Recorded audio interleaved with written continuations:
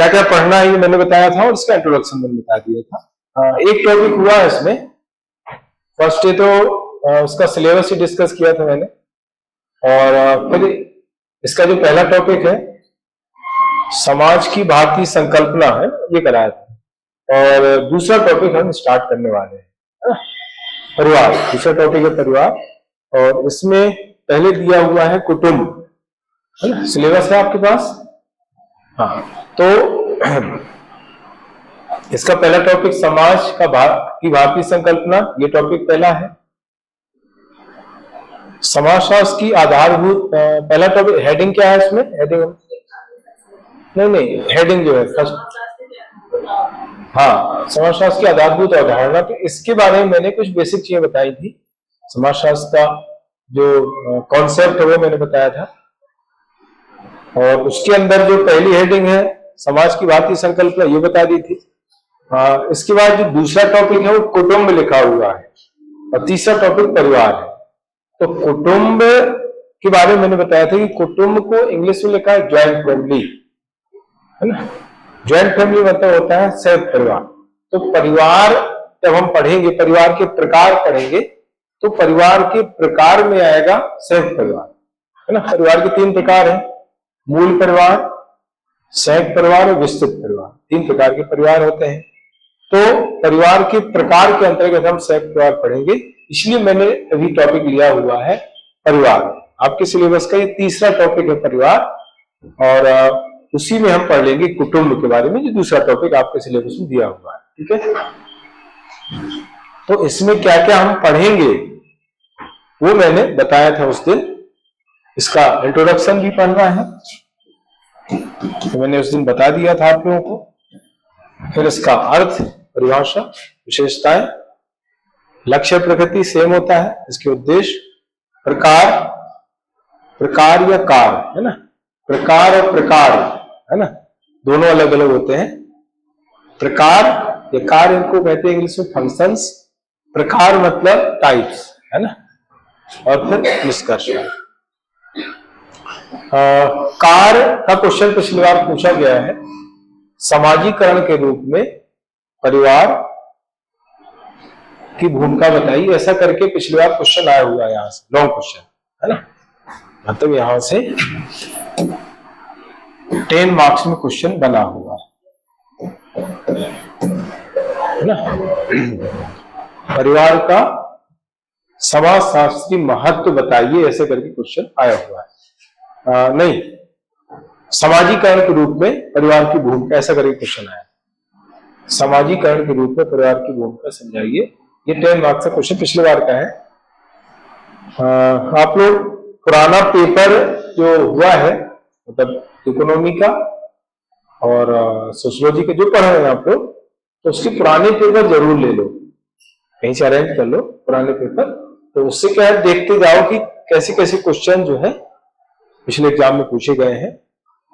अब ये तो खैर नया ही था, तो एक ही एग्जाम हुआ है इसका, सोशियोलॉजी का, और इकोनॉमी में जो टॉपिक है उसमें एक ही एग्जाम हुआ है।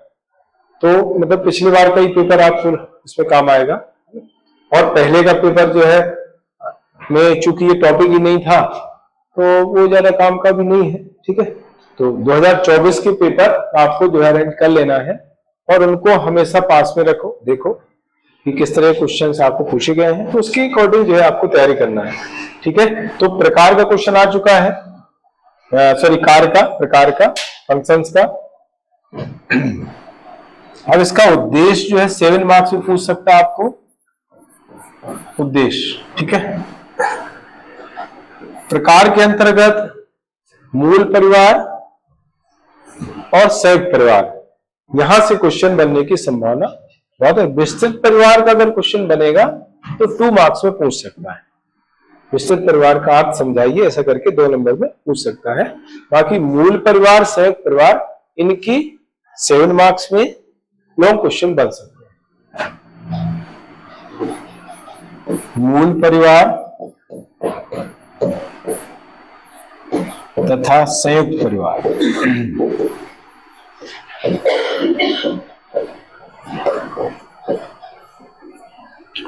है ना, इनके क्वेश्चन बनेंगे। दोनों के 7 और 10 मार्क्स में क्वेश्चन बनने की संभावना। मैंने उसमें बताया था कि संयुक्त परिवार के विघटन के कारण, बहुत इंपॉर्टेंट टॉपिक है, संयुक्त परिवार के विघटन के कारण, है ना। ये क्वेश्चन काफी इंपॉर्टेंट है, तो ये तैयार करना है। लक्षण विशेषताएं, ये खैर बहुत इंपॉर्टेंट नहीं है, लेकिन फिर भी 7 मार्क्स में पूछ सकते हैं। अर्थ परिभाषा, ये 2 मार्क्स में पूछ सकता है एग्जाम में, है ना। तो ये इस तरह से फॉर्मेट है और यहां से क्वेश्चन आपको पूछे जा सकते हैं। पिछली बार परिवार की एक डेफिनेशन पूछी गई थी, परिवार से एक डेफिनेशन पिछली बार पूछी गई है, लूसी मेयर की डेफिनेशन, है ना। उसने पूछा था कि किस विचारक ने परिवार को एक गृहस्थ समूह कहा है, और उसके आगे इसके संबंध में क्या उसने कहा है। इस तरह एक क्वेश्चन था, लूसी मेयर का क्वेश्चन था वो, है ना। ठीक है। मतलब पिछले बार जो है 3-4 क्वेश्चन जो 2 मार्क्स के थे स्टार्टिंग के थे, वो विचारक से ही पूछे उसने, और बच्चों ने पढ़ा ही नहीं था, क्योंकि दिया सब था। आप उसमें देखेंगे जो बुकलेट है उसमें सब दिया है, लेकिन बच्चों ने पढ़ा ही नहीं था, क्योंकि उनको ये था कि पता नहीं पूछेगा कि नहीं पूछेगा, क्योंकि पहला एग्जाम था तो स्टूडेंट को लग रहा था कि सिंपल सिंपल चीजें पूछी जाएंगी, ज्यादा टफ नहीं पूछे जाएंगे, लेकिन उसने टफ क्वेश्चन पूछ लिया। ठीक है। हाँ, तो मैंने इसका इंट्रोडक्शन बताया था कि परिवार जो है विवाह का परिणाम कहा जाता है ना। परिवार किसका परिणाम है? विवाह का परिणाम। विवाह के माध्यम से स्त्री तथा पुरुष दोनों को यौन संबंध स्थापित करने की सामाजिक स्वीकृति प्राप्त होती है, जिसके परिणाम स्वरूप बच्चों का जन्म होता है, संतानों का जन्म होता है। माता पिता तथा संतान एक परिवार को जन्म देते हैं, है ना। तो इस तरीके से आपको जो है स्टार्टिंग या इंट्रोडक्शन ऐसे लिखना है, फिर इसका मीनिंग आपको बताना है। देखिए, किसी भी शब्द का मीनिंग हम 2 तरीके से लिखते हैं, एक उसके शब्द के हिसाब से लिखते हैं और एक उसके भाव के हिसाब से लिखते हैं। उसको बोलते हैं शब्दार्थ और भावार्थ, है ना। तो पहले यहां पर शब्द के हिसाब से मीनिंग बताया गया है, फिर उसके भाव के हिसाब से मीनिंग बताया गया। ये है शब्दार्थ।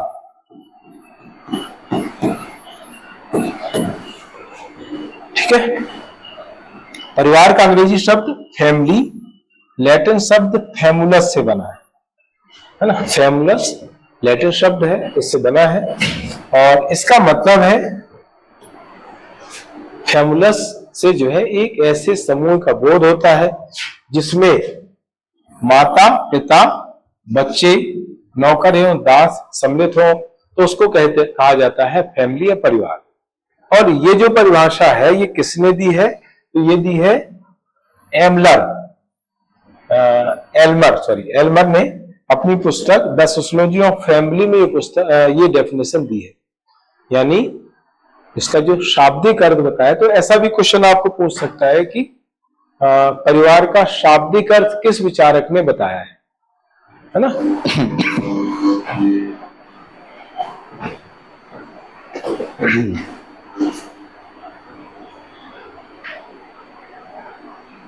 Hello hello hello. हाँ, परिवार का शाब्दिक अर्थ किस विचारक ने बताया है, ऐसा करके आपको 2 मार्क्स में क्वेश्चन बन सकता है। तो इसका शाब्दिक अर्थ किसने बताया है? एल्मर ने बताया है, और उसकी पुस्तक भी आपको बतानी पड़ेगी 2 मार्क्स में। उसकी पुस्तक का नाम है द सोशियोलॉजी ऑफ फैमिली। ठीक है।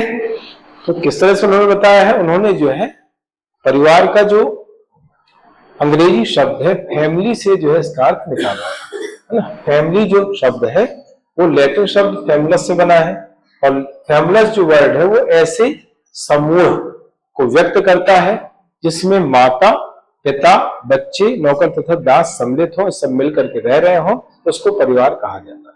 तो जितने भी विचारक हैं उन सभी विचारकों ने परिवार को किसी तरीके से डिफाइन किया है, यानी परिवार की जो परिभाषा है वो माता पिता तथा संतानों को लेकर के व्यक्त की सभी विचारकों ने। लेकिन ऐसा कहा जा रहा है कि मैकआवर पेज की जो डेफिनेशन है वो ज्यादा प्रभावी है, ज्यादा स्पष्ट है, ज्यादा व्यापक है ना। उसका आगे जिक्र आएगा भी। अब ये जो है भावार्थ है इसका, है ना। ये अर्थ कैसा है? भावार्थ। मैंने आप लोगों को बताया था कि किसी शब्द का या किसी का कॉन्सेप्ट दो तरीके से व्यक्त किया जाता है, एक शब्दों के आधार पर, एक भाव के आधार पर, है ना। अर्थ हम दो तरीके से व्यक्त करते हैं, शब्दार्थ, भावार्थ। शब्दार्थ और भावार्थ दो तरीके उसको व्यक्त करते हैं। तो शब्द को लेकर के, है ना, उसका जो शब्द है उसका फिर अंग्रेजी शब्द देखते हैं, अंग्रेजी शब्द किससे बना है, ग्रीक से बना है, लैटिन से बना है, फिर उसका मीनिंग बताते हैं। तो ये शब्दार्थ इस तरह से हो जाता है। फिर उसका भाव बताया जाता है। भावार्थ ज्यादा व्यापक होता है। भावार्थ कैसा होता है? ज्यादा व्यापक होता है। जब 2 मार्क्स में आपको क्वेश्चन आता है तो आपको भावार्थ बताना होता है, ठीक है। अगर 2 नंबर में आपको क्वेश्चन आता है तो आपको उसका भाव बताना होता है, भाव का अर्थ बताना होता है। मैंने पहले भी कई बार इसका जिक्र किया है। हालांकि बहुत से लोग जो है कहते हैं कि अगर कोई परिभाषा या अर्थ पूछा जाता है तो किसी विचारक की लिखना चाहिए, ऐसा बताते हैं लोग। लेकिन मेरे हिसाब से किसी विचारक की परिभाषा या किसी विचारक का अर्थ लिखना सही नहीं है, क्योंकि वो उसके हिसाब से है। उसने जो अर्थ लिखा है हो सकता है कि वो व्यापक ना हो या उसमें सभी चीजों को समाहित ना किया गया हो। आपको जो है क्या करना चाहिए, अलग अलग विचारों की जो डेफिनेशन है उनसे कुछ कुछ बातें लेकर के एक व्यापक डेफिनेशन आपको बना लेना है और वो लिख देना है। वो ज्यादा इफेक्टिव होगी बजाय किसी एक विचारक की डेफिनेशन लिखने। आप सोचो, हमने 3-4 लोगों के जो विचार हैं, 3-4 लोगों की जो डेफिनेशन है उनको ले लिया और उनसे जो है चीजों को लेकर के और एक अलग डेफिनेशन बना, एक अलग अर्थ हमने बनाया, तो वो ज्यादा व्यापक होगा, वो ज्यादा इफेक्टिव भी आपको रहेगा और उसमें मार्क्स पूरे मिलने की संभावना है।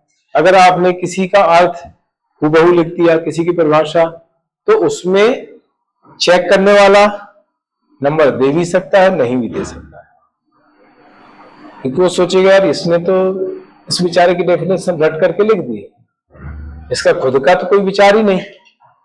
यहां पर तो पूछा नहीं कि हमने पूछा नहीं कि भाई आप लूसी मेयर की परिभाषा लिखो या मैकआवर पेज की परिभाषा लिखो या मेलिनोव्स्की की लिखो या रिवर्स की लिखो। हमने तो बताया, हमने पूछा कि भाई परिवार का अर्थ समझाइए। अब आपको परिवार का अर्थ अपने तरीके से समझाना है। हम अगर ऐसा लिखते, ये पूछते कि भाई परिवार की मैकआवर तथा पेज की परिभाषा लिखिए, तो ठीक है, आपको लिखनी पड़ेगी। ऐसा तो क्वेश्चन में लिखा नहीं है कि किसी विचारक की लिखना है, उसमें तो ये लिखा है परिवार का अर्थ समझाइए या परिवार की परिभाषा लिखिए। तो उसमें आपको किसी विचारक की परिभाषा मेरे ख्याल से नहीं लिखना चाहिए। लेकिन लोग, आप कोई अगर किसी से आप पूछेंगे तो ये बोलेगा कि किसी विचारक की परिभाषा आप लिखो। जैसे टेस्ट सीरीज में जैसे बच्चे टेस्ट देते हैं ना, तो वो बताते हैं कि सर वहां तो उन्होंने बोला था कि आप परिभाषा किसी की लिखो उसमें। तो सबकी अलग अलग सोच है, लेकिन मेरी सोच ये है कि आपको अपनी तरफ से अपने विचार से उसका अर्थ लिखना है ना, किसी का विचार नहीं देना है। तो ये इसका भावार्थ देखो लिखा हुआ है।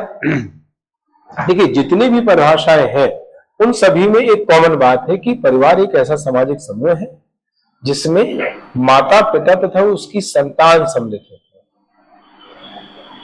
परिवार यौन संबंधों पर आधारित, यौन संबंधों पर संगठित एक ऐसा स्थायी समूह है जिसमें माता पिता तथा उसकी संतान सम्मिलित होती है और ये उनकी जरूरतों को पूरा करने का काम करता है। ये एक व्यापक परिभाषा है, इसमें सभी चीजें लगभग समाहित हो गई हैं। तो वही चीज इसमें लिखी हुई है कि स्पष्टता परिवार स्त्री और पुरुष के यौन संबंधों द्वारा संगठित एक स्थायी सामाजिक समूह है जिसमें माता पिता तथा उनकी संतानें सम्मिलित होती हैं और जो अपने सदस्यों की आवश्यकताओं की पूर्ति करने का कार्य करता है। तो अगर आपको परिवार की परिभाषा या अर्थ पूछा जाता है 2 मार्क्स में, तो इसको आप लिख सकते हैं। 2 मार्क्स के हिसाब से ये सटीक हो जाएगी। ठीक, क्लियर हो गया। और ये भावार्थ है, जैसे मैंने भी बताया कि परिभाषा अगर यार पूछा जाता है 2 नंबर में, तो आपको उसका भावार्थ ही लिखना है, जिससे जो है उसकी सारी चीजें क्लियर हो जाए। ये देखिए मैकावर तथा पेज की परिभाषा है, ये सबसे व्यापक मानी जाती है। आपको 2 मार्क्स में पर्टिकुलर इसकी परिभाषा ही पूछ सकता है 2 मार्क्स के हिसाब से, क्योंकि इसमें परिवार में जो चीजें होनी चाहिए वो इसमें सम्मिलित है, इसकी डेफिनेशन है ना। तो आपको पूछ सकता है 2 नंबर में कि परिवार की मैकावर तथा पेज की परिभाषा लिखिए, है ना। तो परिवार स्थायी यौन संबंधों पर आधारित एक ऐसा समूह है जो बच्चों के जन्म तथा पालन पोषण की व्यवस्था करता है ना।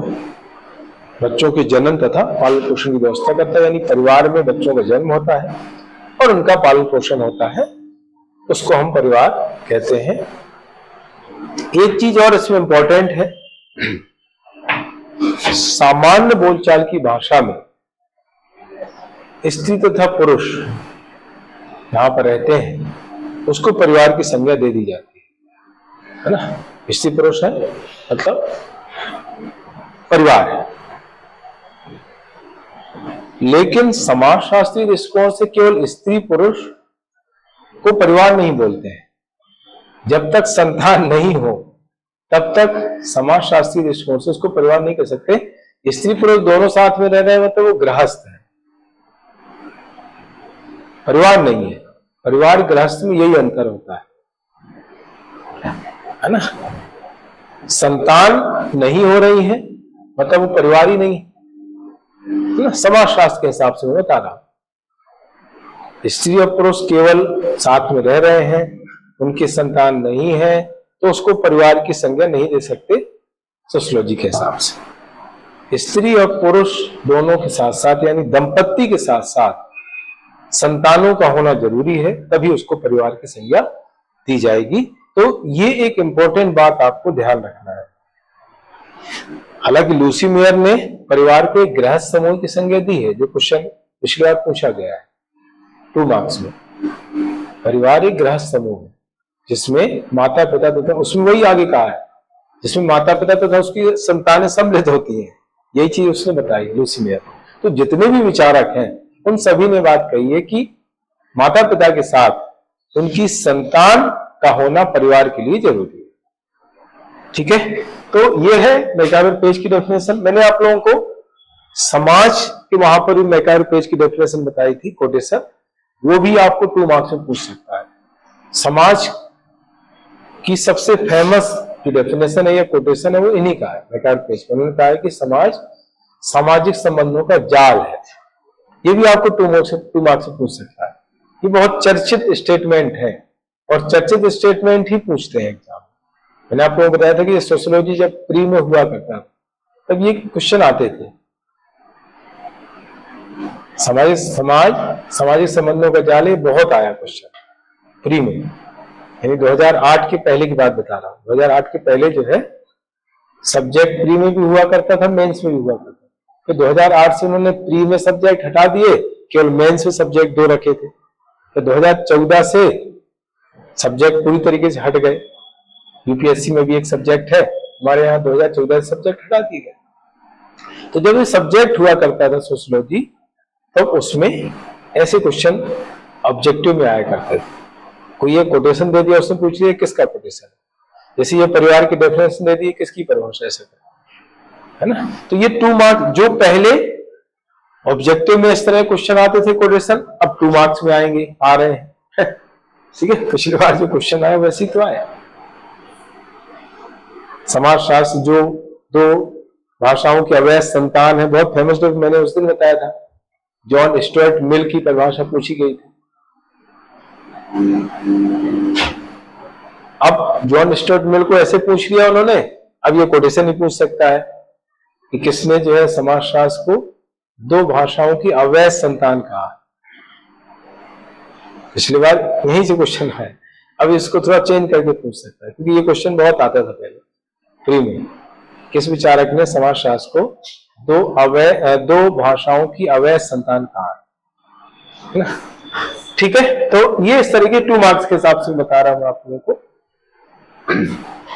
इसके बाद किसी सामाजिक समूह को परिवार कहलाने के लिए क्या तत्व होना चाहिए, उसके क्या आधार होना चाहिए, ये यहां पर मैंने पॉइंट बताए हैं।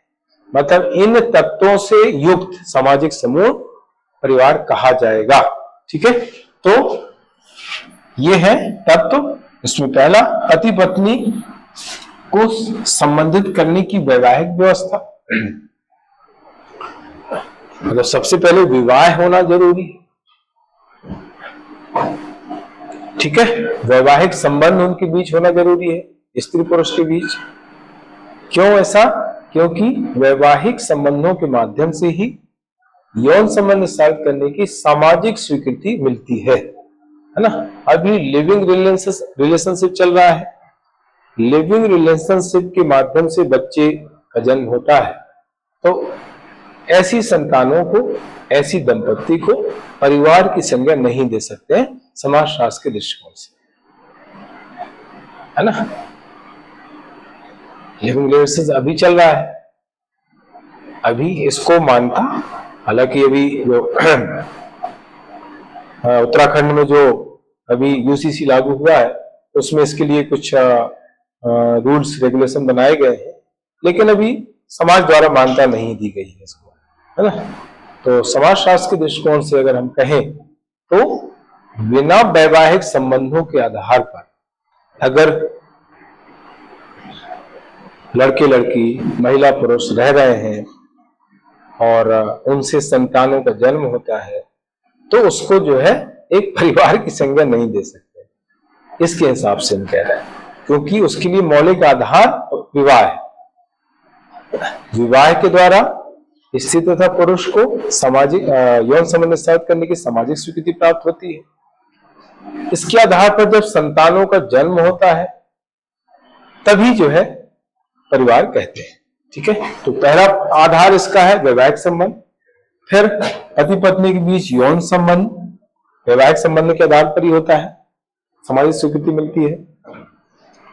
फिर इसके परिणाम स्वरूप संतानोत्पत्ति होती है, संतानों का जन्म होता है, और संतानों का पालन पोषण परिवार में ही होता है, परिवार के सदस्य मिलकर करते हैं पालन पोषण। फिर वंश नाम की एक पद्धति होती है ना? परिवार में जो है वंश का नामकरण करने की एक पद्धति होती है, जिसको हम कहते हैं पितृवंशी और मातृवंशी। पितृवंशी मतलब पिता के वंश से बच्चे का नाम चलता है, मातृवंशी मतलब माता के वंश से जो है उसका नाम चलता है ना?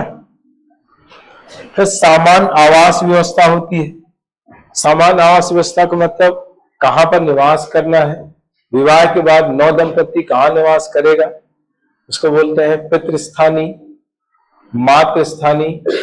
पति के पिता के यहाँ रहेगा या पत्नी के माता के यहाँ रहेगा, उसको मातृस्थानी बोलते हैं। नौ स्थानी होता है एक, नौ स्थानी मतलब कहीं नहीं रहेगा, नई जगह रहेगा, है ना? अपना नया घर बना के रहेगा तो उसको बोलते हैं नौ स्थानी। मातृ पितृ मतलब दोनों जगह, कुछ समय जो है पति के यहाँ रहेगा, कुछ जगह पत्नी के यहाँ रहेगा। तो इस तरह के अलग अलग ये निवास स्थान होते हैं अलग अलग समाजों में। तो वो है सामान्य आवास व्यवस्था होती है, कहां पर नौ दंपत्ति को रहना है शादी के बाद। ठीक है, तो ये मौलिक आधार है, इन आधारों पर जो है परिवार उसको कहा जाता है, परिवार की संज्ञा दी जाती है। ये इसकी विशेषताओं के अंतर्गत भी लिखते हैं। इसके बाद परिवार के दो पक्ष मैंने यहां पर बताए हैं। परिवार के दो पक्ष हैं।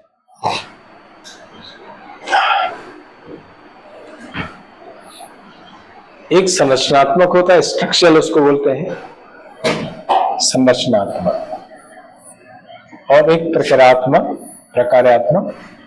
Structural functional.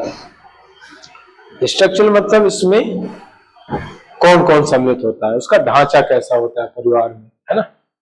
परिवार में माता है, पिता है, संतानें हैं, भाई है, बहन है, इन सबको मिलाकर के परिवार बनता है, तो उसको कहते हैं ढांचा, परिवार का ढांचा। फिर प्रकारात्मक यानी परिवार के प्रकार, परिवार के फंक्शंस। तो दो पक्ष इसके बताए जाते हैं। संरचनात्मक के अंतर्गत माता पिता तथा उनकी संतानें आती हैं, और प्रकारात्मक के अंतर्गत निश्चित उद्देश्यों की पूर्ति के लिए परिवार का निर्माण किया जाता है, परिवार का गठन किया जाता है। ठीक है, तो माता पिता तथा उनकी संतानें, इसमें जैसे माता पिता है,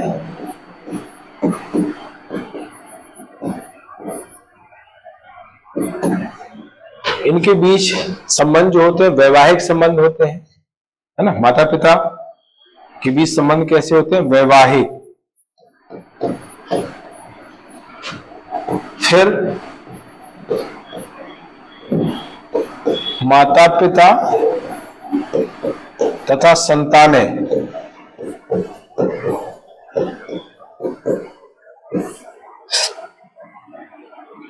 और संतानों के बीच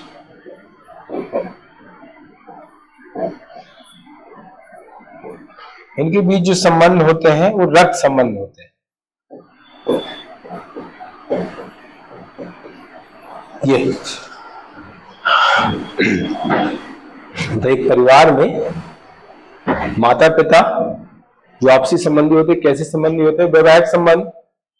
वैवाहिक संबंध विवाह द्वारा एक दूसरे से संबंधित होते हैं, एक दूसरे के साथ संबंध स्थापित होते हैं उनके। ठीक है, माता पिता तथा संतानें और संतानें, इनके बीच संबंध कैसे होते हैं, रक्त संबंध होते हैं। ठीक है, तो ये है संरचनात्मक यानी ढांचागत इसका। इसके बाद उद्देश्य, परिवार को निर्मित या संगठित करने के पीछे जो उद्देश्य होता है वो क्या होता है,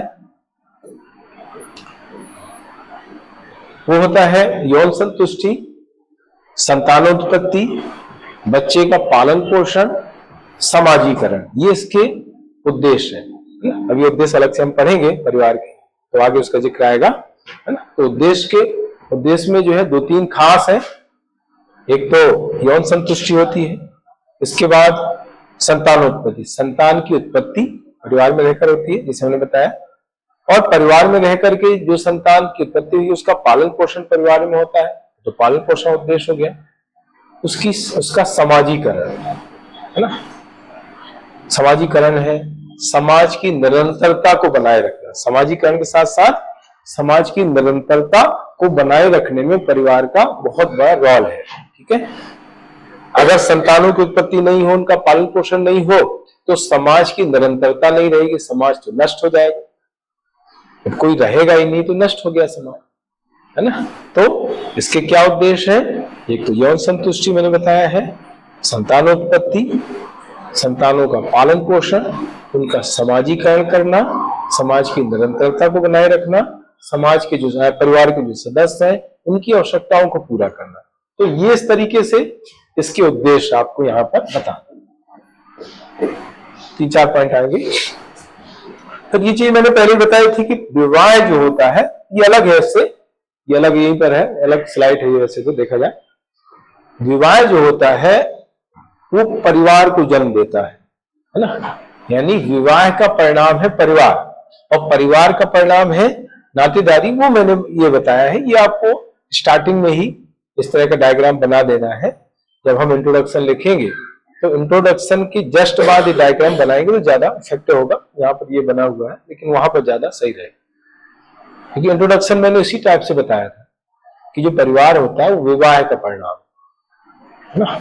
विवाह का परिणाम परिवार है और परिवार का परिणाम है नातेदारी। ये तीनों टॉपिक आपके सिलेबस में, हालांकि विवाह अब उस टाइप से नहीं दिया है विवाह का टॉपिक, पहले विवाह का टॉपिक था अलग से, अभी परिवार नातेदारी का टॉपिक है, लेकिन विवाह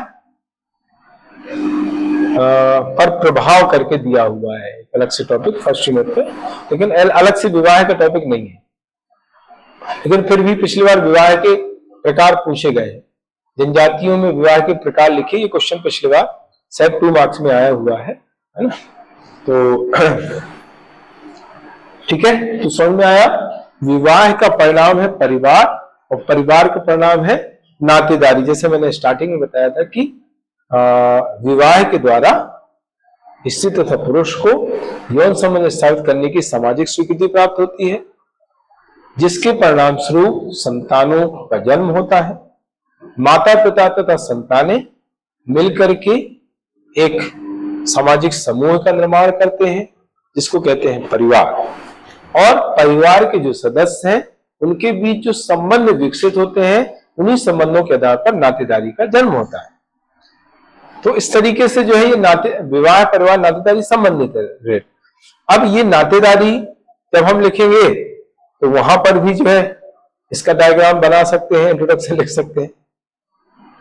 परिवार और नातेदारी दोनों का इंट्रोडक्शन लगभग सेम आएगा। स्टार्ट हमें विवाह से ही करना है, फिर परिवार, फिर नातेदारी आएगा। ठीक है, तो विवाह के परिणाम स्वरूप परिवार बनते हैं और परिवार के परिणाम स्वरूप नातेदारी का विकास होता है। नातेदारी का मतलब नाते रिश्ते जो होते हैं ना, ये अलग से टॉपिक आएगा, लेकिन मैं थोड़ा सा बता दूं कि हमारे जो रिलेटिव्स हैं, हमारे जो संबंधी हैं, हमारे उनके साथ जो संबंध है, इसी को कहते हैं नातेदारी, रिश्तेदारी। आपके सिलेबस में 2 जगह इसका उल्लेख किया गया है, पहली यूनिट में भी है और लास्ट यूनिट में भी है। पहली यूनिट में लिखा हुआ है नातेदारी और लास्ट में लिखा है रिश्तेदारी, लेकिन इंग्लिश में आप देखेंगे तो किनशिप ही लिखा हुआ है। हिंदी वालों को कंफ्यूज करने के लिए उसने एक जगह नातेदारी लिख दिया, एक जगह रिश्तेदारी लिख दिया, है ना। ये पुराना टॉपिक है, पहले भी था, 5 यूनिट में पहले भी था। अंतर भी मैंने बताया था कि पहली यूनिट में नातेदारी मतलब ओवरऑल, 5 यूनिट में नातेदारी रिश्तेदारी का मतलब एमपी के संदर्भ में, मध्य प्रदेश की जनजातियों के संदर्भ में आपको नातेदारी रिश्तेदारी किनशिप बताना। ठीक है, तो ये हो गया यहां तक।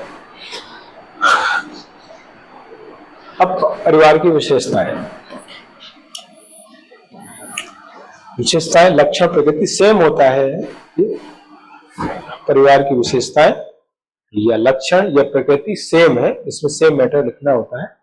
तो हमने क्या किया है, परिवार की जो विशेषताएं लक्षण प्रकृति है उनको ओवरऑल 2 भागों में बांटा है, सामान्य और विशिष्ट। सामान्य विशिष्ट का मतलब होता है कि सामान्य मतलब ये सब जगह ये विशेषताएं पाई जाती है, हर परिवार में इस तरह की विशेषताएं पाई जाती है, तो उनको बोलते हैं सामान्य। विशिष्ट का मतलब होता है सब जगह नहीं है, कुछ ही परिवारों में इस तरह की विशेषताएं पाई जाती है, तो उसको बोलते हैं विशिष्ट विशेषताएं, है ना। तो दोनों भागों में बांट करके हमें इनको पढ़ना है। तो सबसे पहले सामान्य।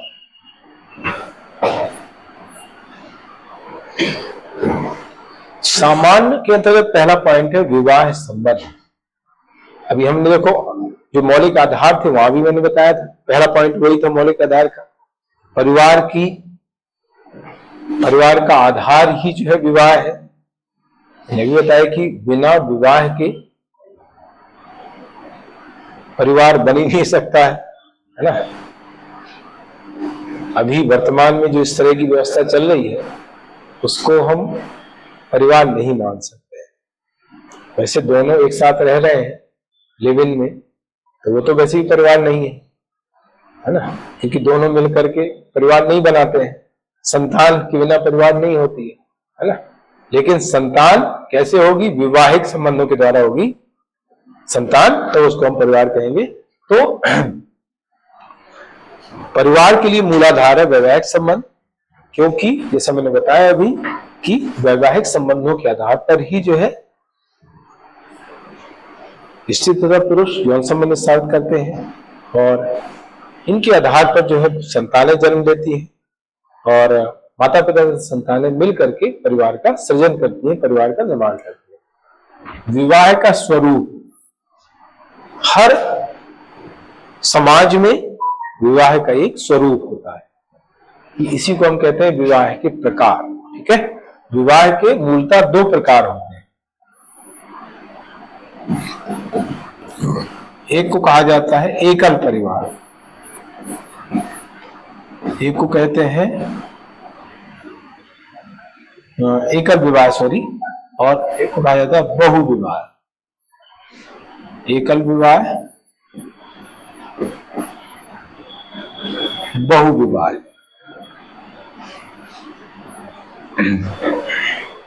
है ना, ये क्वेश्चन पिछली बार पूछा गया था 2 नंबर में कि आदिवासियों में विवाह के प्रकार बताइए। तो वही आदिवासियों में भी है, नॉर्मल भी है। उसने क्या है, आदिवासी लेकर कंफ्यूज करने का प्रयास किया था, है ना। क्योंकि आदिवासियों में जो प्रकार है, जैसे आदिवासियों में भी एकल परिवार आजकल प्रचलित है, बहुपत्नी विवाह भी है, बहुपति विवाह भी है, समूह विवाह भी है ना। तो बहुविवाह के अंतर्गत 3 प्रकार के विवाह आते हैं। एक होते हैं बहुपत्नी, बहुपति, बहुपत्नी और समूह होता है, ऐसा है।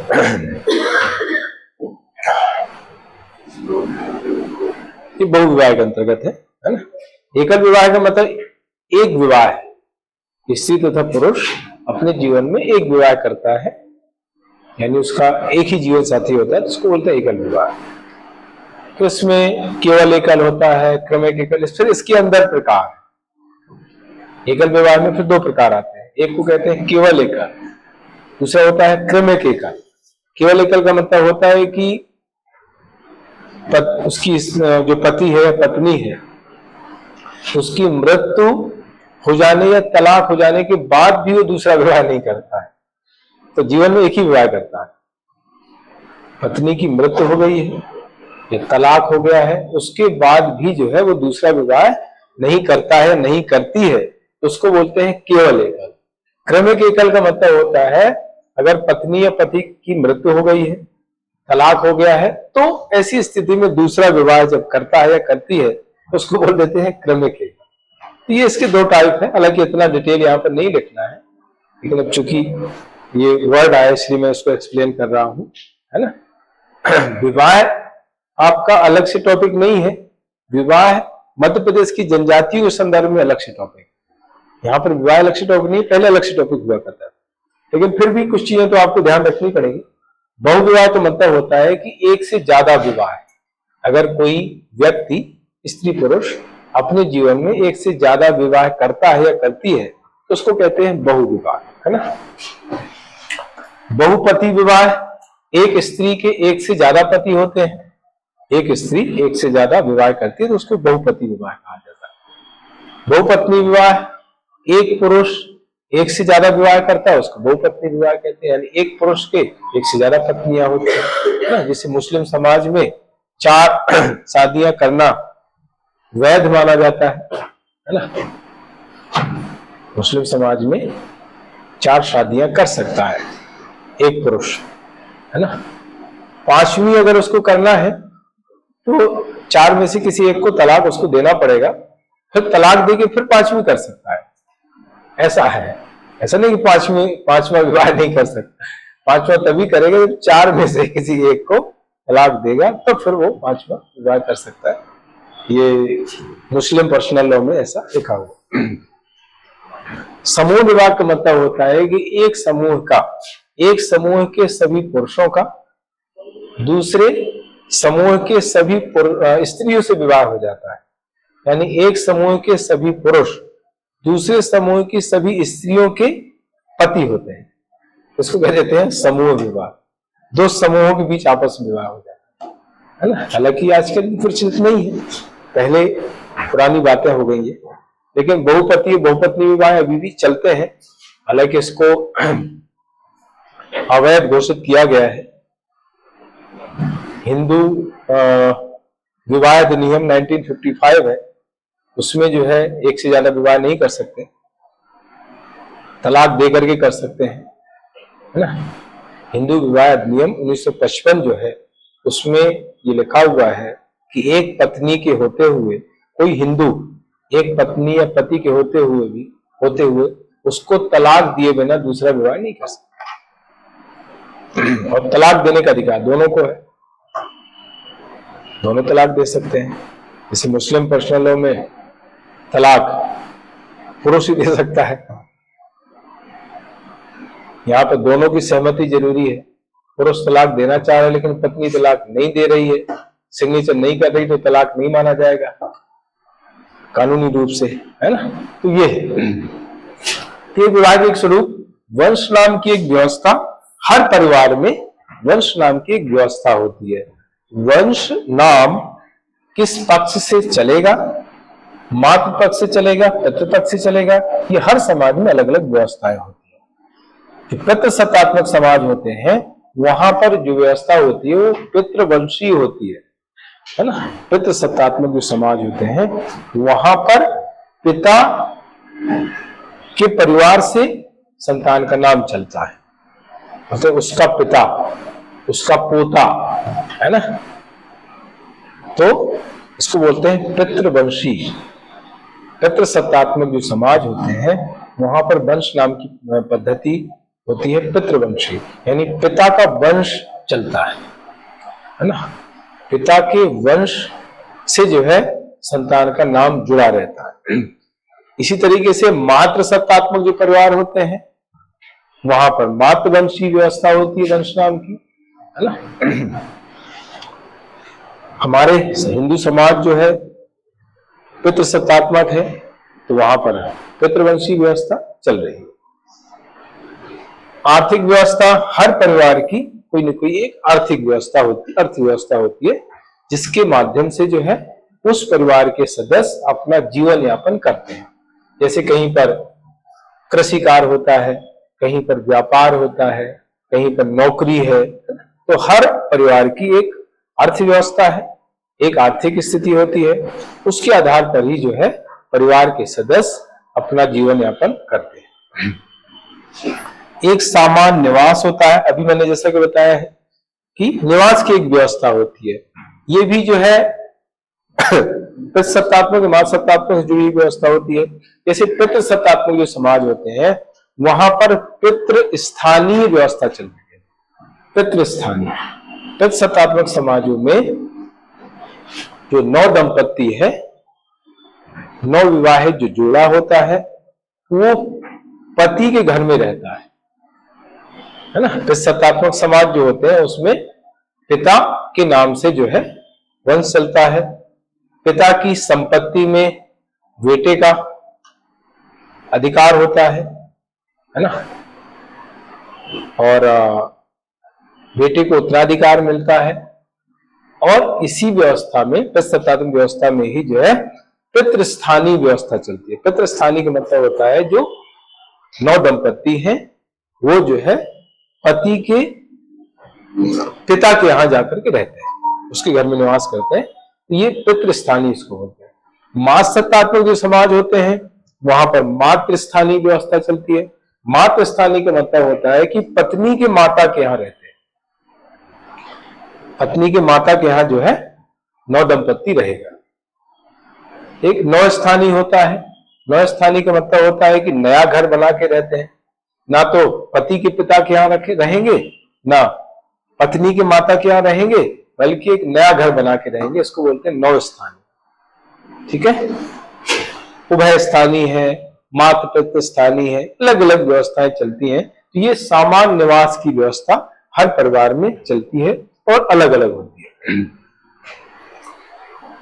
ठीक है। तो ये सामान्य मैंने विशेषताएं लक्षण बताए थे। इसके बाद सार्वभौमिकता है। सार्वभौमिकता का मतलब होता है कि जो परिवार है वो सार्वभौमिक है। ज्यादा टफ क्वेश्चन अगर पूछेगा तो आपको ऐसा पूछ सकता है कि परिवार एक सार्वभौमिक व्यवस्था है। परिवार एक सार्वभौमिक व्यवस्था है, इस कथन की व्याख्या कीजिए। परिवार को सार्वभौमिक क्यों माना जाता है समझाइए, है ना। परिवार सार्वभौमिक इसलिए है क्योंकि हर समाज में इसकी उपस्थिति होती है, हर समाज में पाया जाता है। कहीं कहीं कुछ जीवों में भी परिवार पाए जाते हैं, पशुओं में भी परिवार पाए जाते हैं, है ना। मनुष्यों में तो परिवार पाए जाते हैं, साथ ही साथ पशुओं में भी परिवार पाए गए हैं।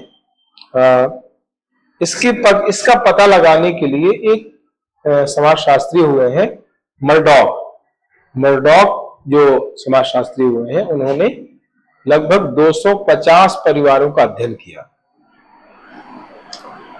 250 परिवारों का अध्ययन किया और उन्होंने बताया कि कोई भी ऐसा परिवार नहीं मिला जहां पर परिवार नहीं हो, मतलब कोई भी ऐसा समाज नहीं मिला जिसमें परिवार की उपस्थिति ना हो। यानी सभी समाजों में परिवार की उपस्थिति देखी गई और इस तरह के स्टेटमेंट भी दिए जाते हैं। जैसे मेलनोवस्की रेड क्लिफ ब्राउन ने परिवार की सार्वभौमिकता के बारे में बताया है। उनका स्टेटमेंट आपको पूछ भी सकता है कि परिवार एक ऐसा समूह है जो हर समय, हर समाज में, हर काल में रहा है, विद्यमान रहा है। इस तरह का रेड क्लिफ ब्राउन का स्टेटमेंट है। यानी रेड क्लिफ ब्राउन ने परिवार की सार्वभौमिकता के बारे में बात कही है। उन्होंने कहा है कि परिवार एक ऐसा सामाजिक समूह है जो हर काल में, हर समाज में विद्यमान रहा है। ठीक है, तो इस तरीके से जो है सार्वभौमिकता की बात यहाँ पे बताना है कि परिवार जो है सभी समाजों में हमेशा से विद्यमान रहा है। कुछ ऐसे जीव हैं, कुछ ऐसे पशु हैं जहां उनमें भी परिवार देखे गए। भावनात्मक आधार, परिवार के जो सदस्य होते हैं वो भावनात्मक आधार पर एक दूसरे से जुड़े रहते हैं, इमोशनल तरीके से एक दूसरे से जुड़े रहते हैं और इसी कारण से जो है उनके बीच जो संबंध है वो बहुत ज्यादा सुदृढ़ होते हैं, है ना। मतलब परिवार के बीच, परिवार के जो सदस्य हैं उनके बीच बहुत ज्यादा सुदृढ़ता के पीछे सबसे बड़ा जो आधार होता है, कारण होता है, वो भावना, है ना। एक जो बच्चा है अपने माता पिता से भावनात्मक आधार पर जुड़ा रहता है। एक बच्चा जो है अपने भाई से, अपनी बहन से जुड़ा होता है ना। तो इस तरीके से जो है परिवार में सुदृढ़ता का सबसे बड़ा जो कारण होता है भावनात्मक आधार। परिवार के सभी सदस्य जो है एक दूसरे के साथ भावनाओं से जुड़े रहते हैं। रचनात्मक प्रभाव, परिवार का उसके सदस्यों पर एक गहरा प्रभाव होता है, रचनात्मक प्रभाव होता है। परिवार का जैसा माहौल होता है उसी तरीके से जो है उसके सदस्यों के व्यक्तित्व का विकास होता है ना। परिवार के माहौल का बच्चे के व्यक्तित्व पर बहुत ज्यादा प्रभाव पड़ता है। कंस्ट्रक्टिव माहौल है तो बच्चा जो है आगे चल करके कंस्ट्रक्टिव बनेगा, यानी कुछ अच्छा काम करेगा, रचनात्मक काम करेगा। अगर माहौल जो है डिस्ट्रक्टिव है, यानी परिवार के सदस्य आपस में जो बात करते हैं या जो काम करते हैं वो गलत काम करते हैं, एक दूसरे जो भी समाज के अन्य सदस्य हैं उनको नुकसान पहुंचाने की बात सोचते हैं या ऐसा करते हैं, तो उनके बच्चे भी इस तरह की सोच फिर रखने लगते हैं, इस तरह का काम फिर आगे करने लगते हैं, है ना। अब आप देखो कि एक मतलब समाज में एक व्यक्ति जो है महात्मा बनता है और एक व्यक्ति जो है डकैत बनता है, समाज वही है। तो इसका कारण क्या है? इसका कारण है समाज का वातावरण, परिवार का वातावरण। परिवार का जिस तरह का वातावरण होता है वैसा ही जो है बच्चे की मानसिक स्थिति हो जाती है, उसका व्यक्तित्व हो जाता है, उसकी पर्सनैलिटी हो जाती है। इसकी मैंने स्टेटमेंट भी मुझसे बताया था कि परिवार बच्चे के समाजीकरण में बहुत बड़ी भूमिका निभाता है। परिवार को व्यक्ति की प्रथम पाठशाला कहा जाता है, ये अरस्तू का कहना है। ये स्टेटमेंट आपको 2 मार्क्स में पूछ सकता है कि परिवार व्यक्ति की प्रथम पाठशाला है। मतलब सबसे पहले जो है सीखना बच्चा कहां से स्टार्ट करता है? परिवार से, क्योंकि बच्चा पैदा होते ही तो स्कूल जा नहीं सकता है। स्कूल तो 3 साल 4 साल में जाएगा ना, तो उसके पहले वो कहां रहता है? परिवार में रहता है है ना। तो प्रथम पाठशाला जो है व्यक्ति की कौन सी मानी जाती है? परिवार मानी जाती है। ऐसा अरस्तु का कहना है। अरस्तु कहते हैं कि बच्चे की प्रथम पाठशाला परिवार है, क्योंकि परिवार से ही जो है वो सीखना प्रारंभ करता है। परिवार का जो वातावरण है, परिवार का जो बोलचाल है, परिवार का जो रहन सहन है, वो सारी चीजें जो है बच्चा सीखता है और उसी के हिसाब से आगे व्यवहार करता है। ठीक है, तो परिवार का प्रभाव जो है रचनात्मक होता है। सीमित आकार, सीमित आकार का मतलब यहाँ पर यह है कि परिवार का जो आकार होता है सीमित होता है, और इसका कारण है जैविक कारणों से परिवार का आकार सीमित होता है। परिवार का आकार बड़ा नहीं हो पाता क्योंकि व्यक्ति की मृत्यु होती है ना। ये सत्य है कि हर व्यक्ति की जिसका जन्म हुआ है उसकी मृत्यु निश्चित है ना। तो चूंकि एक समय बाद जो है व्यक्ति की मृत्यु हो जाती है, नए लोग उसका स्थान ग्रहण कर लेते हैं। इसके अलावा जो है परिवार में विघटन भी हो जाता है, तो इसलिए जो है उसकी जो आकार है उसका वो सीमित बना रहता है। दो कारण से, एक तो मृत्यु और दूसरा विघटन, पृथक होना, परिवार का अलग हो जाना, परिवार का विघटित हो जाना और लोगों की मृत्यु हो जाना। इस कारण से जो है, इन कारणों से जो है परिवार का आकार कैसा बना रहता है? सीमित बना रहता है। ऐसा नहीं हो तो बड़े बड़े परिवार हो जाए ना, तो बड़े परिवार नहीं होते हैं।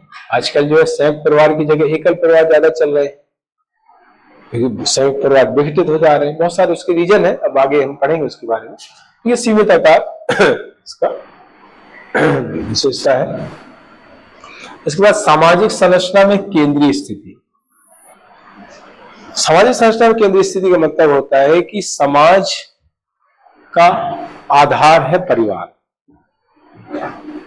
समाज का मूल आधार परिवार होता है, क्योंकि इस परिवार से ही जो है समाज का निर्माण होता है ना। व्यक्ति मिलकर के परिवार का निर्माण करते हैं, परिवार मिलकर के समाज का निर्माण करते हैं, समाज मिलकर के एक राष्ट्र का निर्माण करते हैं, है ना। तो हम ऐसे उसको बता सकते हैं। देखिए, व्यक्ति ये मिलकर बनाते हैं परिवार, परिवार मिलकर बनाते हैं समाज,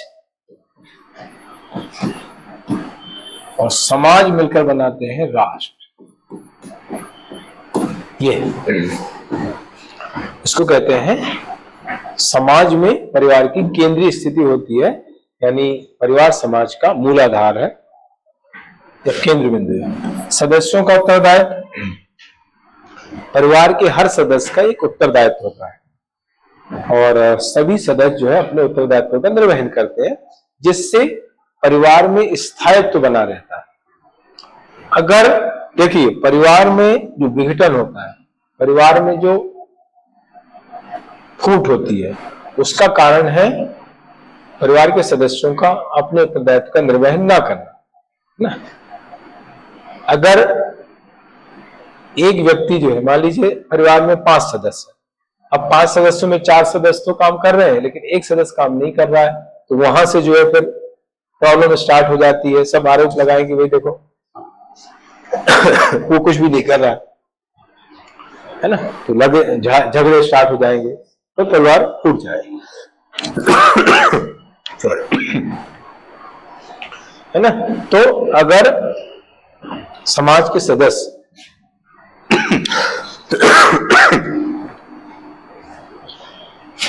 परिवार के सदस्य अगर अपने दायित्व को सही ढंग से निर्वहन करें तो परिवार विघटित नहीं हो और परिवार में उत्साह बना रहे। अब इसको हम कल करेंगे, ये मुझे